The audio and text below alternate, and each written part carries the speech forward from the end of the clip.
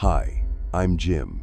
If you've ever felt like you're constantly chasing someone distant, someone who never truly lets you in, then this video is for you. Today, we're diving into a counterintuitive but deeply effective approach: how to strategically disappoint the avoidant, not with cruelty, but with clarity. This isn't about controlling them, it's about reclaiming your emotional freedom. If you're serious about understanding the avoidant mindset and breaking free from the exhausting cycle of pursuit and abandonment, then subscribe and stay with me until the end. Now, let's begin. To understand why strategically disappointing the avoidant is so powerful, we have to go back to the root. The avoidant doesn't fear you, they fear their own emotions. More precisely, they fear disappointment, vulnerability, pressure, and the possibility of letting others down. So they build a fortress. They avoid commitment, keep their distance, limit connection, and cling to emotional independence. They don't want to get too close because closeness invites expectations, and expectations open the door to disappointment. Avoidants don't lack emotion, they just don't trust themselves to handle it. And while that may sound soft, the consequences are harsh. You end up being the one who has to understand, be patient, stay flexible, and never ask too much. This is how they maintain control without ever developing real emotional skills. The problem is, the more you accommodate this, the more you reinforce the very dynamic that keeps them emotionally immature.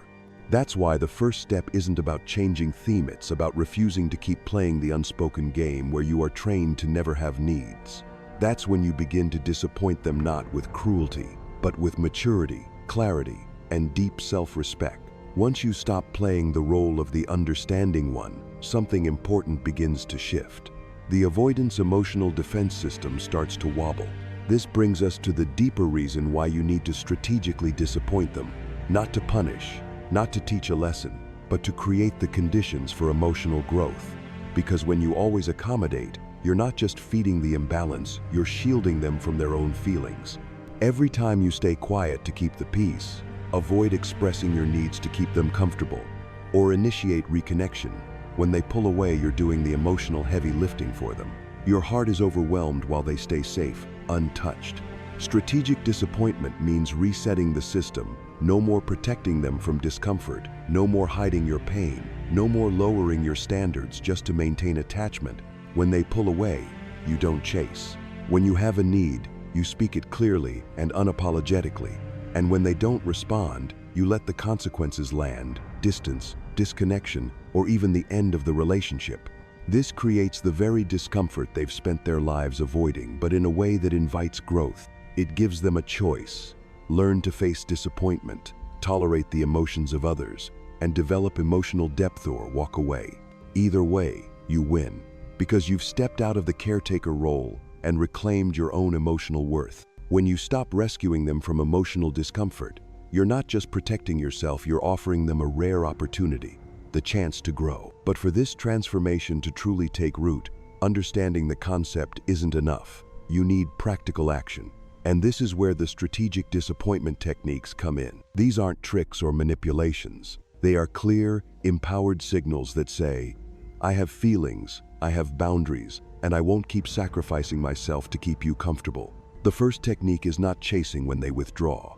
Avoidants often create distance as a way to regain control. Every time you respond by reaching out, soothing, or bridging the gap, you reinforce their avoidance. But when you hold respectful silence and let the space exist, you invite them, perhaps for the first time, to sit with the absence. If they value the connection, they'll reach back. Next is clearly stating your needs and boundaries. This is what avoidants fear most: having to meet emotional expectations. But when you say something like, I need emotional consistency, not just connection on your terms, you're not applying pressure, you're stating reality. Third, stop carrying the emotional load alone. If you're always initiating, planning, repairing, and regulating, you're enabling their passivity. Step back. Let the silence speak. If they care, they'll show up. If they don't, you've just received crucial information.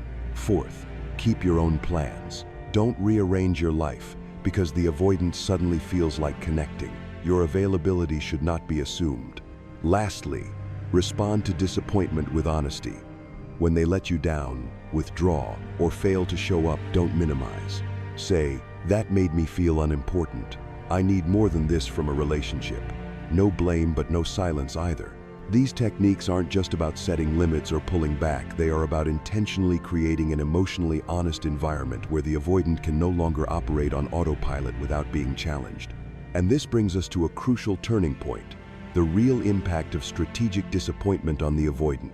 The truth is, avoidants don't grow in endless accommodation. They grow in spaces that are both emotionally safe and hold clear expectations. When you stop shielding them from discomfort, they're forced to begin regulating their own emotional world. No more messages to bridge the silence. No more chasing after each withdrawal. If they want the relationship, they must initiate. Over time, they start to see that disappointing someone doesn't automatically mean abandonment. They begin to realize something much bigger. Relationships aren't a tug-of-war between freedom and control.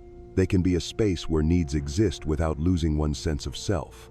When they disappoint and aren't punished for it, they start to believe that other people's emotions are survivable, and that's what opens the door to genuine connection. If the avoidant has a decent foundation and true willingness to grow, they begin to shift. From avoiding to engaging, from reacting to relating. As the avoidant begins to emerge from emotional detachment and take their first steps toward real connection, it marks significant progress. But this is also where you, the one applying the strategic disappointment, must stay deeply grounded and aware, because not every avoidant is willing or emotionally equipped to grow through this process.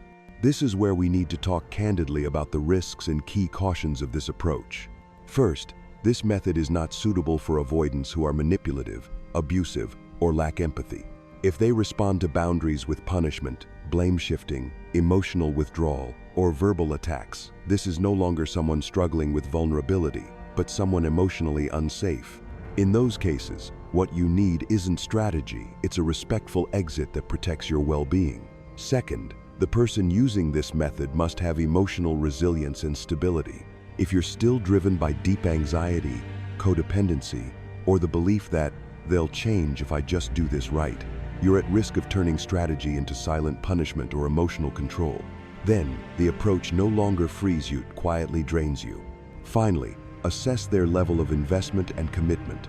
If they've never shown signs of genuine care, never made an effort to stay connected, your boundaries won't lead to growth, they'll simply walk away. That's not failure, that's clarity. And in that moment, your next step isn't to try harder, it's to let go with dignity. The strategy of strategically disappointing the avoidant is not a tactic, and it's certainly not manipulation. It's the brave choice of someone who's tired of waiting, who has learned to no longer confuse patience with self-abandonment. When you hold your boundaries, stop chasing, and speak your needs with clarity, you're sending a quiet but powerful message.